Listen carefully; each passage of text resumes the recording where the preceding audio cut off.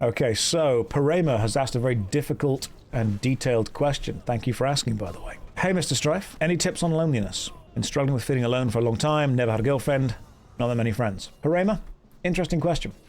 And an interesting scenario that more people do find themselves in. One of the most common questions that, because the internet is used by a lot of guys, one of the most common questions asked on the internet by guys is, how do I get a girlfriend? And I want to take that sentence and look at the expectations that the sentence has for a moment. How do I, as in you are making yourself the focus. I know you haven't said this exactly, but I want to just break this sentence down. How do I get a girlfriend? As if the ultimate goal of the girlfriend is something to be achieved. Is something to be won. That's the end goal. That's the focus. Achieving this is good. That's what people want. Phrase it better to how do you be the kind of guy that makes a good boyfriend? Because women are not a monolith. They are not a massive amorphous blob that all think the same. Every single person wants a slightly different thing. He asked about loneliness. He absolutely did, Hob, and we'll get to that, all right? There's a long discussion here. How do you be the kind of person that people want to be with? That's ultimately what it is. If you are lonely, then that means or implies that you are on your own. If you want to be around other people, the question switches to, how do you become the kind of person that other people like being around, actively want to be around, actively want to invite to places, actively want to engage with? Now, one thing that you're going to hate hearing is that the majority of dealing with stuff is just showing up. Dead, I completely disagree with that. The whole 6 things, 6 feet, 6 inches, 6 figures, it's complete bullshit. It's not at all. If you're dealing with someone who only values those things, you're dealing with a superficial, narcissistic person. And you don't want to be dealing with that kind of person. If you want to be around other people, the first question you have to ask is, why? Yeah, you're just joking. The problem, Rabbit, is that when, and I said this yesterday, if a community gets its laughs by pretending to be a certain way, eventually it will be joined by people who genuinely think that way, who think they're in good company. If we say, hey, we're going to joke about this, eventually people that don't realize you're joking will see it and think, that is what I want to join. That is the society that's right for me. Whereas I want to kind of push back on that immediately so we don't get joined by those people. If you're feeling lonely with it, the question is why? And 90% of that is just going to be where other people are as well. You need to just be where other people are. It sucks, but you need to put yourself into those positions. And you know what? It might not go very well. It might not go very well at all. It might be awkward for you. It might be awkward for them. But it's very much a level that you need to get used to. We spoke about getting used to that. And you do need to, at some point, just get used to being around other people. I'm totally okay with joking about stuff, but whenever the joke positions another group of people or another culture or another society as the punchline, then you will eventually be joined by people who genuinely want to mock instead of support. So it's really important for me to just kind of clamp down on that straight away. But you asked about being lonely, so you never had a girlfriend. Okay, that's fine. That doesn't invalidate you as a person. It doesn't reduce you as a person. It absolutely doesn't make you any better or any worse for having or not having a partner. The question ultimately has to be, what do you do? And what would a partner want to be around? What do you do that a partner would want to hang out with? And I'm not saying you do nothing, I'm just saying you probably do something, but what is it? You enjoy sharing. I felt terrified seeing how people on the internet see dating as a competition to get girls. It isn't just two people, yeah. Just, when people say be yourself, they don't mean don't try. They mean bring to the group what you can best bring to the group.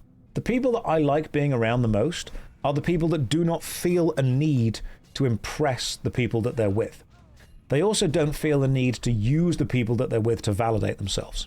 Be yourself is often bad advice, not because being yourself is bad advice, but because people hear the wrong thing from it. They hear, don't put any effort in. They hear, your presence alone is enough. Whereas it isn't. Being yourself still has to involve a level of showering and dressing nicely and being polite and spending effort and energy understanding social norms. Because when you turn up and be yourself, you are showing other people what they are going to get if they spend time with you. So if you turn up having not showered for a week in a crusty t-shirt and shoes that you haven't laced up properly, and someone says, I'm just being myself, I'm just here, I'm just being myself. I'm like, okay, but the way you are presenting is telling everyone who yourself is. So what do you want to be perceived as? Who do you want to be perceived as? Stepping outside your comfort zone to kill. Yeah, exactly. Was the best way you found to kill loneliness. Yes, that works as well, Diesel. Maybe not as much murder, but I can see where you're going with it. People need to be comfortable evaluating their own honesty. Being yourself does not mean that turning up alone is the best way to do something. What you put effort and time into shows people who you are, what you value, what you care about. So when you say you are lonely and it's a great thing when no one's having a go at you because you're here trying to improve, which is fantastic. That should be respected. What do you want to do? What do you want to do with people? Let's say you're doing something. I mean, I like painting Warhammer. I love sitting and painting with other people. If people want to do that, that's totally fine. What do you want to do with other people? Getting comfortable with yourself is super important. That's true. Nerd, that's very true. Society in general and experience with other people is a series of compromises. You cannot simply expect the world to bend itself to your will. Now, obviously what I'm about to say now is a huge generalization. There is a very Eastern viewpoint, mostly from Japan, where the individual must conform to the societal expectations. Because individualism is not good for societal cohesion. You will see that in a lot of Eastern cultures. Do not be different. Do not look different. Do not expect society to conform to you or accept you. You must fit into the pre-rendered mold. That is what we see in a lot of Eastern societies, and you know what? It is remarkably restrictive. It is mentally damaging, and while it may, on some level, create a society that does function, it does so at the detriment of each individual within that society. That's why you have that idea of, the whole salaryman thing in Japan. You must do this, you must go to be good at school, you must have these expectations, you must do that. It's don't stand out. Do not stand out, do not be different. Now, to say that it's entirely bad would be facetious, be detrimental to the entire thing itself. There are societal benefits you can get from not being different in any way at all. It sucks, but they are there. Jump over to the West, where we actually completely switch it round, where individualism and exceptionalism is placed above all else. It's not about fitting in, it is about standing out. It is about being different. Creedy to Goat, from your limited viewpoint, Japan's version of society seems to be amazing. You know what? I agree. From a limited viewpoint, it does seem to be amazing. But then you go over there and you realize that actually you cannot be different in any way. You must conform. You must do exactly what you're told, exactly when you're told. You must follow societal expectations. You cannot be different, which in a way does work. However, it damages you as an individual. But now look at the Western viewpoint, specifically American exceptionalism. Individualism above all else. Everything is about you, and society must accept you. You must do whatever you wish to do within your heart, and society must accept it. It must conform. Individualism by design. Now this, of course, has many flaws, because what you're saying there is you will not accept any level of societal control. You will do whatever you want to do all the time. Now, from an individual point of view, that sounds great. You get to be in control of you. You get to be in charge of you. However, there are certain levels and rules within society that do help it function as a collective. The idea that we say, hey, if you go to the shop, maybe don't go in clothes that smell. If you want to, have a certain personal style, that's fine, but there should still be a level of sensitivity that you try to have around other people who don't want to be subjected to whatever you consider to be more or less extreme. There is a balance to be found. Now, both of these extremes produce a society that functions in a way. The Japanese collectivism over individualism produces a very strong, very focused, very stable long-term society at the cost of everyone in it not necessarily feeling that they've ever achieved who they want to be. Whereas the Western, particularly American individualistic focused society, produces a group of people who are each individually feeling valued, validated, and free to do whatever they want, but it may not actually necessarily pull together into a cohesive society because too many people are trying to do too many different things. Which is the right one? Neither. They both have advantages and disadvantages based on what you do or don't want, but I have often seen that the best and strongest societies come from a balance of both. So to link this all the way back to the fact that you feel lonely and want to be able to... Oh, hang on, reset. You feel lonely and want to be able to hang around with other people. Let me just reset. I should have reset the instance. Cool. I think that's reset. Yeah, reset. Cool. Because people that say, oh, you know, Japanese society looks amazing, that suffers terribly from the loneliness epidemic. What if you have many friends, don't have a problem talking to strangers when they start the conversation, always polite, but you don't want to make stranger girls uncomfortable by starting conversations with them? Spawns, girls are just human beings. Talk to a girl the same way you would talk to a guy. And if you think, oh my God, I'm not going to talk to a girl the same way that I'm going to talk to a guy, then you are inherently trying to treat people differently. A girl is not a machine that you put kindness coins into until sex falls out. They are a human being that have their own level of sense of humor, their own understanding, their own connection, their own ideas. You talk to a girl the same way you would talk to a guy. And if you don't do that, you are already saying that you believe guys and girls must be treated differently. And while there are, of course, inherent differences across multiple societies and cultures, you can still just talk to someone and, you know, not want to make them awkward by, first of all, not saying awkward things, but secondly, respecting any response and reply that you do get. One of the best things to do is to simply respect the response that you get. If I start talking to someone and, you know, they're clearly not into chatting, all right, cool. Just don't carry it on. Just walk away. That's fine. I think guys tend to see girls as this monolithic entity that must be tricked into connection instead of just involved in general.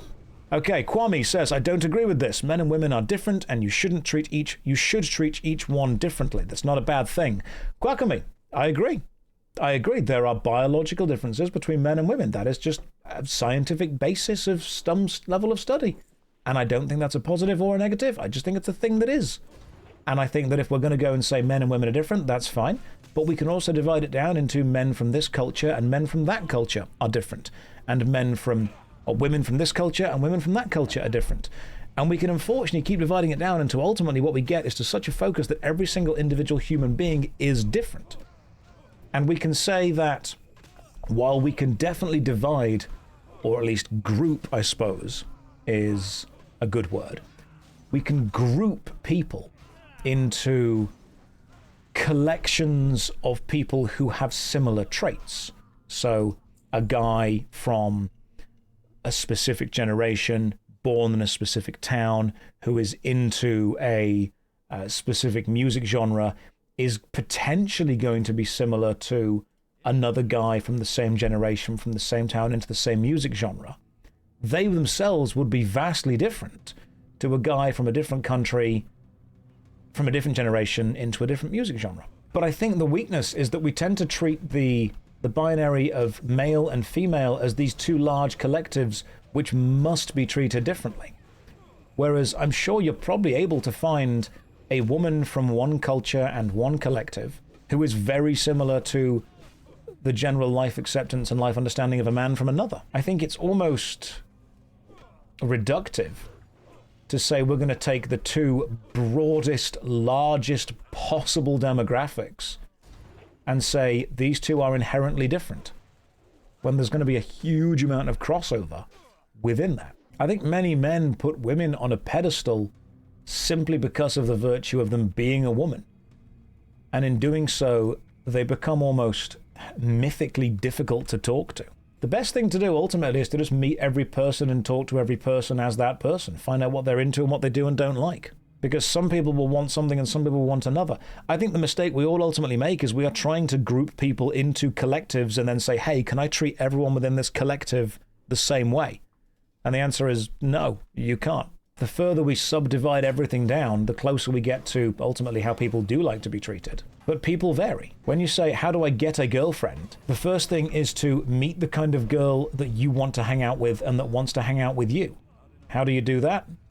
I don't know, just meet lots of people. The best way to meet people is to find a community of people that enjoy stuff you enjoy. But there's 2,000 people in this chat right now. If someone said, hey, how do I talk to someone from JoshStrifeHayes' World of Warcraft chat? There is no particular exact answer I can give because all of you will have different things that you value and different things that you like. Despite the fact that on a global scale, this is a very small community. On a Twitch scale, it's a relatively large one. But even this is not a monolith. Even this is not a focus.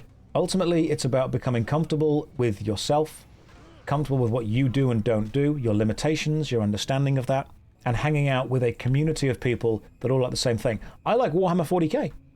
Does that mean that everyone that likes Warhammer 40k is going to be treated and spoken to exactly the same? Not at all. Not at all. It's totally okay to see someone and want to start a conversation with them. It's also okay to understand and be at least somewhat self-aware that that can be awkward to do.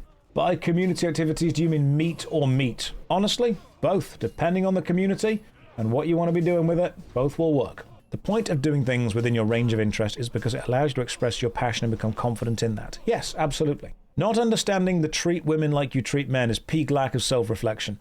Placer, potentially. When I say treat women like you treat men, I don't mean that there are going to be absolutely no differences between two large demographics. There will be a lot of differences and a lot of similarities. But when someone says, I absolutely cannot treat anyone from this community in the same way that I treat anyone from this community, that to me sometimes says that people want to place the community that someone is in as a more important factor in who that person is than what that person individually does or mean to them. Like, I can see someone from a large community and think, right, okay, they're from this large community, therefore it is potentially important that I do this, that, or the other. And then I can meet that individual person, and then I can realize, oh, hang on, yeah, I mean, they're part of this large community, but actually this person is specifically different in this way. And that's just what getting to know people is like. Like, everyone is a dude until they tell me that they don't want to be called that. I don't really care whether it's male or female or anything in between. It's like, if I call you dude, it's just a general term of endearment. And if someone walks up to me and goes, hey man, could you not call me dude? I'm like, yeah, it's fine. I'm not going to say, no, I'm going to say that because you're from the collective that I refer to as this. I'm going to say, okay, cool. You're from a collective that I may want to refer to as this in general, but you as an individual have asked me to do something. And you have to ask yourself, what's more important to you? Your respect for an individual person when they ask for it, or your demand that a collective respond in the way that you want the collective to respond? Because if you value a collective of people responding in a certain or specific way or accepting a specific thing more than you value an individual from that collective, then you aren't actually getting to know that individual. You aren't meeting that individual. You are simply seeing them as part of a collective and expecting them to be a monolith. Ultimately, just treat people in a decent, respectful, and listening way, and then try not to be a dick toward them. That's kind of it. Is that a challenge? Yeah, of course it is. Now, do also remember, and this is very important, when they say treat people the way you want to be treated, that doesn't always work, because some people are totally okay being treated like shit, and they almost like it. They're like, oh yeah, I like that guy, you know, he doesn't mince his words, he just insults me to my face. Okay, yeah, but some people might not like that. So how about this? Treat people with a level of understanding and respect, and at first, of course, treat them the way that you want to be treated. But if they tell you more about them, if they tell you what they want, listen to that. Like, if someone says, hey, I don't want you to say that to me, I don't want you to treat me like that, I don't want you to talk to me like that, whether that's for better or for worse, your job is to then say, okay, and respect that. Gideon Bast says, people get led along the way. It's a common tactic of women craving attention. Very important for men to protect themselves from that by being able to move on and keep progressing. Gideon, take that entire sentence, remove all of the gendered stuff from it, and I completely agree. Some people do get led along all the time. It's a common tactic of people that don't have attention craving attention. It's important for anyone to be able to protect themselves from that by being able to move on and keep progressing. The problem when you say it's a thing that women do is, once again, it takes this massive binary of men versus women and continues to force this battle to happen, when actually it's a human thing, not necessarily a gendered thing. And I've got no real interest in continuing the gender wars, because I work purely on numbers, and I think women make up 51% of the world, meaning you have to remember, guys, they outnumber us. Also, what you'll do, and this is why I kind of push back slightly, when someone says, oh, women do this and women do that, imagine that we had a young guy who, maybe 14, maybe 15 years old, maybe a young guy joins this chat, and the first thing they see is a message that on the surface looks misogynistic. You know what that young guy then thinks? Fantastic. I've found my people. Or if they aren't confident enough to have their own thoughts, suddenly they just start to echo whatever they see you write. That's the problem. If we allow that kind of sentence and that kind of phrase to propagate within this chat, then people that don't necessarily understand the deeper complexity of it will take what you say on a surface level and start to regurgitate it. Remember the famous saying, if a society gets its jokes by pretending to be idiots, eventually it will be joined by actual idiots who think they're in good company. You said that men and women are biologically different. Yes. Don't you also believe they are physiologically different? I think it's wrong to say a group of people can't be psychologically different. Quackerming, I would agree, but then we'd have to keep subdividing it down and down and down and down and down. A group of women that were born in, 1850 are going to be slightly psychologically different from a group of women born in 1950 and then 2050. Because human understanding, human expectation, the molding of a human life and the human condition is vastly shaped by the conditions that life exists within and the norms that life exists around. It's fair to say that about anyone or anything. I mean, I'm sure I would be different to, someone my exact age, someone born on the exact same day that I was born, to share a birthday, but they were born in, rural India, is going to have a vastly different cultural upbringing, expectations, understanding, and psychological framework to me. I think that groups of people should be able to engage within societies and groups that mix those societies and groups together for a common goal. But I also equally think that people should be able to engage within structured settings, groups, and societies that do divide by that, such as the Boy Scouts and the Girl Scouts. But what I think those societies should be about is bringing together a bunch of people and creating a sense of ease by starting that group with a connecting thread.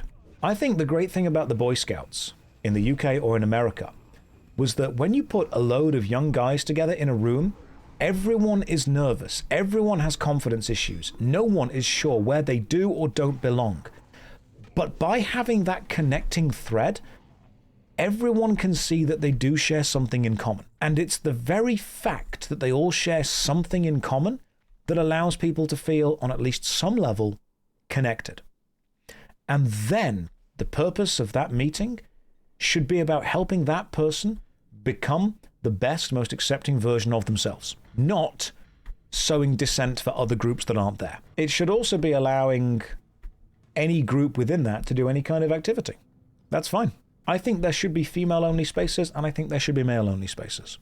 And I think those spaces should not be about creating any kind of dislike or animosity toward people that aren't in them. They should be about allowing the people that are parts of those connections and cultures to experience what that connection and culture means to them in a safe way, to share that connection with people who understand it, and then two, in the future, if they feel comfortable and want to, talking to people outside of those spaces and explaining and showing them what they are. I don't necessarily think that they are inherently bad things. It is nice to be able to feel that a place is yours. Yes, that's true. That's a great way of putting it. If your confidence comes from putting other people down, that's not your confidence. That's their uncomfortableness. If you lift yourself up by putting other people down, you are not lifting yourself up. It's okay to be a support class and to help other people feel better with stuff. Punching down sucks. You're not liking being a support class at the minute. Saint, you are doing a great job. You are doing an absolutely great job. Well done with that. Pure pornage. Laughing at others' misfortune is funny, though. Lol, lol, lol, lol, lol. Why? Why is it? It's amazing. It's amazing that you can literally have this long conversation about how, hey, guys, if you joke about being an idiot, people will think you're an actual idiot. Ever seen You've Been Framed? I think there's a bit of a difference between laughing at others' misfortune and thinking it is slightly funny when someone does get hit in the balls with a football. Now, he's got a point. They've got a point. Schadenfreude exists. We can't deny that. I think we need to discuss the level of misfortune. Like, check someone's okay. I think the important thing, and this is actually a really good point that you've raised there, because this is kind of correct. Reading the room would have been important, because I thought you were joking about other people having, like, genuinely shitty lives. But laughing about someone just being hit in the balls, yeah, that's fine. The rules are this. As long as the person hasn't been actually injured, it's totally okay to laugh at them. That's the thing. Like, check someone's not been actually genuinely hurt. Like, if someone's genuinely hurt, then yeah, we want to have a little bit of sympathy, a little bit of empathy for them. If it's they've just done something that's really funny, that has minorly hindered them, then we laugh. Then we go all the way. Yeah, like your friend slips on the ice, you can laugh at them. Your friend slips on the ice and breaks their tailbone, maybe give it a moment. Maybe you wait for a bit before you start laughing at them and saying, hey, you know what? That's actually really bad. But then do remember the important thing is that comedy is tragedy plus time. That's how it works. Comedy is tragedy plus time. So if something is absolutely goddamn awful and terrible, in enough time does get quite funny. Like if I see a friend of mine fall down and genuinely hurt themselves, then I'm going to help them. But in a couple of years' time, when they're okay and we've kind of gone past it, then it's quite funny. What's the time limit? The time limit depends on how many people are upset with something, how much damage it did.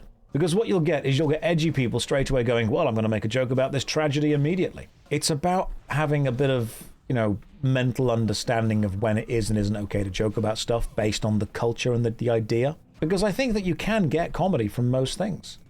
But it's about reading the room and understanding the context. Even edgelord humor can be funny within a room full of edgelords. I'm not going to sit here and joke police. I'm not going to say, hey, you and your mates can't say stuff that makes you laugh. But I'm going to say, maybe when you and your mates aren't in your room, aren't in your safe space where you know you're not going to be punished for saying stuff that upsets people, do at least be aware that what you do and don't say will have an effect on society. When I say safe space, that does also apply to edgelords telling jokes that I don't like and they do. You can't be deciding, hey, I'm going to fight for the rights of people to be able to say what they want and then turn around and go, but not you guys because I don't like it.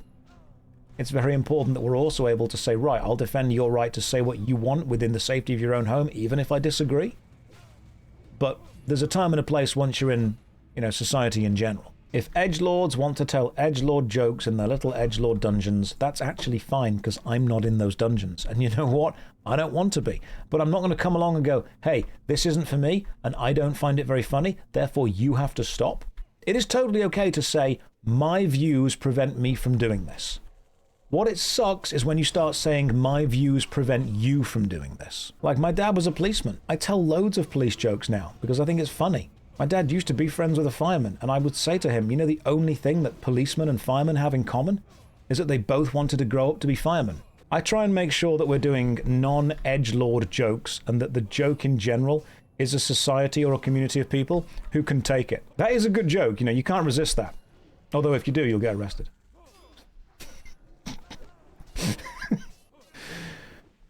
Oh, there we go. We're allowed to have a joke with it. See, that's where the comedy comes from. It's like the old saying of, how do you tell if someone plays classic WoW? Hardcore.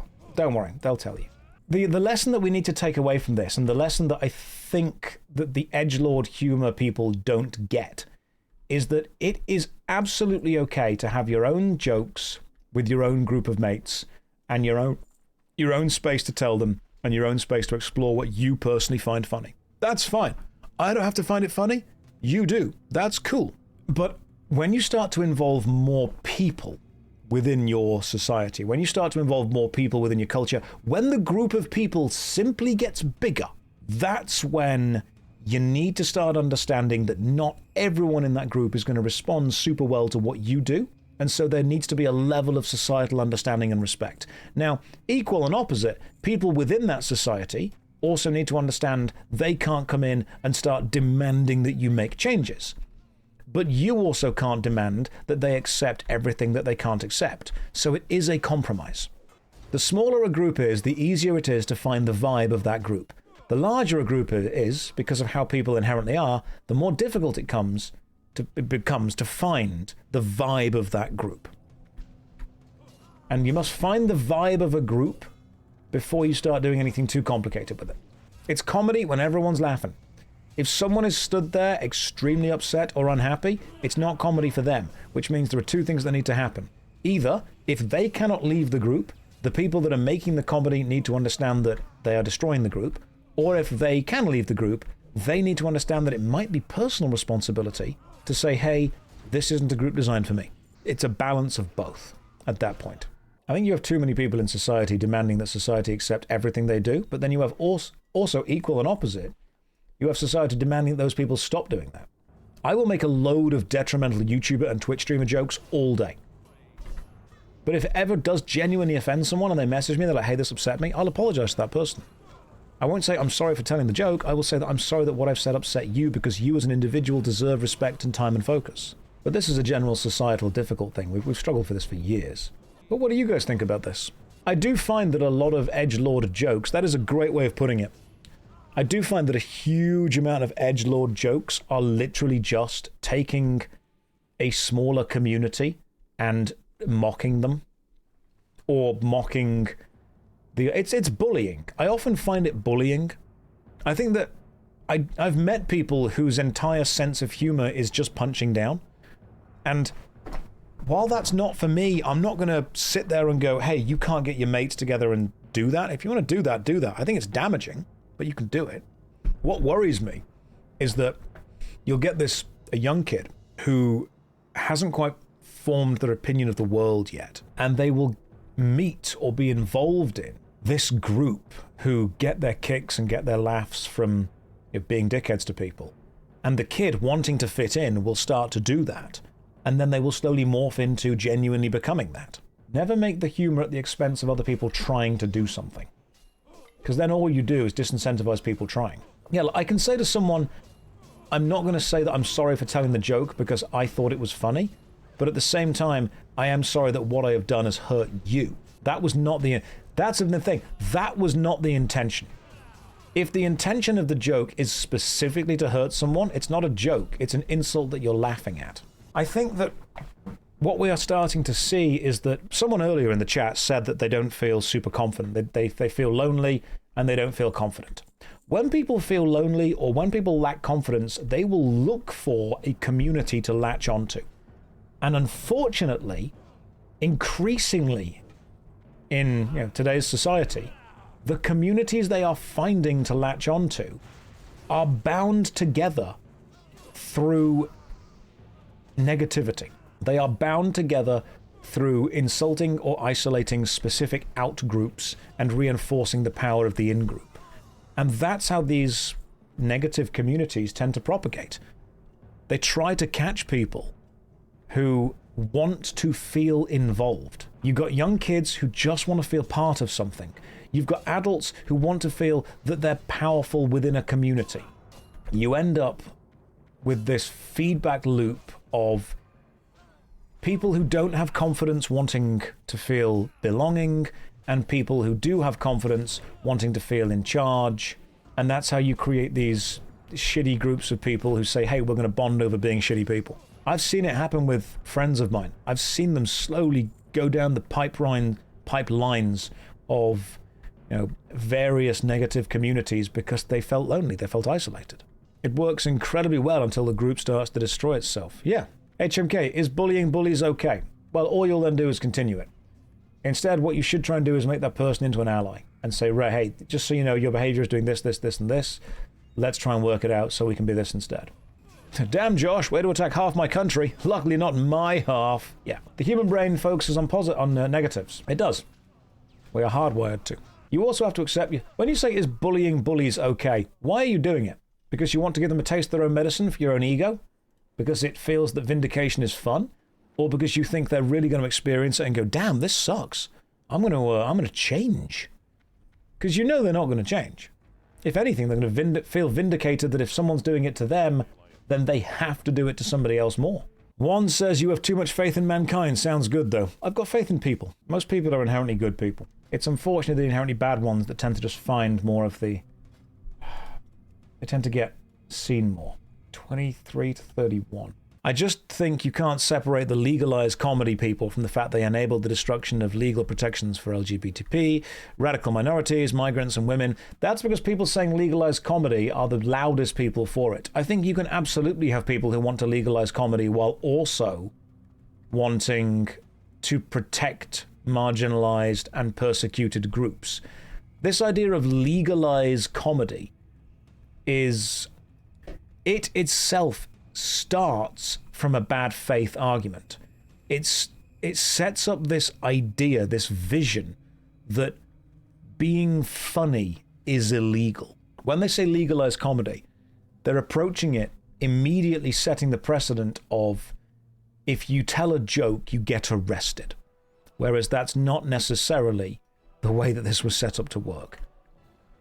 It is totally fine to want to legalize comedy. What's the best way to phrase this? Whenever you reduce a complex topic down to a soundbite, you choose the words of the soundbite very carefully to imply an emotion into people who don't understand the soundbite.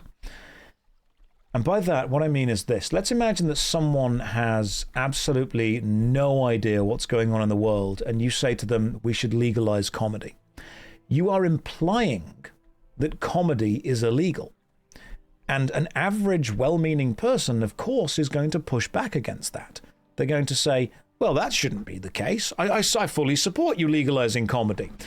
And as soon as that person has decided to immediately support you, that person will then, without them even realizing, start to psychologically, slowly support anything that is connected to the idea of the legalized comedy, the thing that you've said.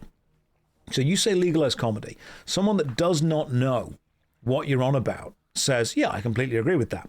And then you turn around and say, in order to do that, we need to do, and then you list things that originally they might not agree with, but they agree with you because they've agreed with the original initial concept. It's this slow, insidious connection. So I completely agree that there should be this level of legalizing comedy, as in, you shouldn't necessarily be arrested by the government for telling whatever joke you wish to tell.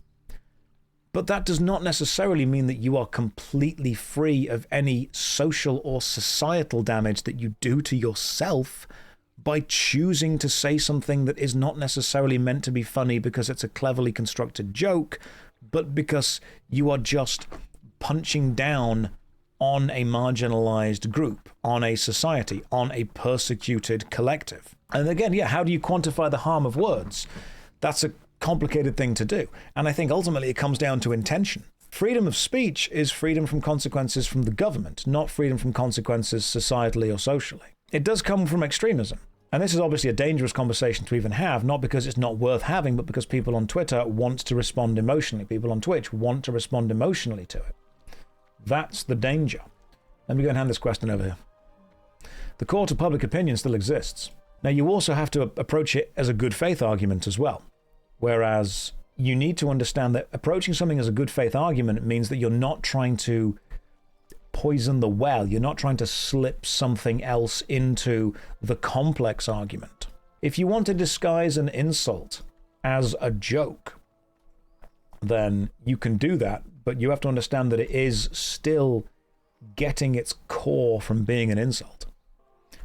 You can also be annoyed that your comedy career didn't take off because you're just not appealing to enough people. Yeah, there are absolutely types of speech that are intended to cause harm and nothing else. I think one of my favorite, there's a female comedian, I forget who it is, but one of my favorite kind of, people always go, oh, you can't make jokes about women having periods because it's just too simple. I'm like, well, I'm sure there is probably a funny way to do this, but you have to find it. And I was watching a female comedian many years ago. I forget who she was. And the joke she made was, if women ruled the world, there'd be no wars, but negotiations would get very tense. for about 3 or 4 days every month. And I thought that was fantastic. I'm like, that is the best way to joke about that. You're taking a real life application, you're joking about it, you're pointing fun at yourself. That works. I'm like, that is a very well constructed joke. I mean, my joke, you guys have seen it all the time, is that YouTubers and Twitch streamers have a terrible reputation within society. And so I joke about it all the time with the fact that the enemies in the dead mines are called miners. And I'm like, all right, guys, sorry, I was up on that pounding some miners. Right, let's do the dead mines. Which is, of course, a horrible joke. And if it upsets people, then I'll apologize to them for the upset that causes. But the target of the joke is, of course, the collective and the community that I'm part of, that I will happily mock. Also, don't say it was just a joke if someone is offended at it, because that's reducing and belittling their offense at that. If someone wants to be upset at something, it's okay to just say sorry to them. Yeah, people confuse the target with the subject. That's a really good way of putting it. The fact you need to apologize to them for being offended is the problem. Shake it off and walk away, life goes on. Cell Bubbles, I will agree. To a level, that's absolutely true as well. It's okay to see something that annoys you and be like, oh, I hate that, and then just not engage with it. You aren't owed an apology from a group of people that are not out there trying to make your life better. But this also leaps and kind of circles back round to when we were talking about the level of personal responsibility versus societal responsibility, collectivism versus individualism, and the idea that it is totally possible for something to upset you, for you to experience something that upsets you. And instead of saying, well, I am offended at this, I demand the source of the upset apologize to me, it's possible for you to just say, I'm just not going to engage with that source anymore. I know that it's not a thing designed for me. Now, if it's a source that is literally designed to just spread hate, then yeah, I can understand why you might want to try and get rid of that, because that would suck. But if it's, hey, this is an edgy comedian making edgy jokes about stuff, and one of the edgy jokes was made at your expense, you don't necessarily need to expect an apology from them. You just need to then not go and watch that comedian. Like, it's okay for people to make jokes that you don't like. It's not okay for them to hide hate speech behind jokes when the aim of it is to completely isolate and then mock and belittle and harm an entire other society. But the key there is intention. The key there is total intention. And you can just go, oh, that sucks. You know, it didn't land for me. That's okay.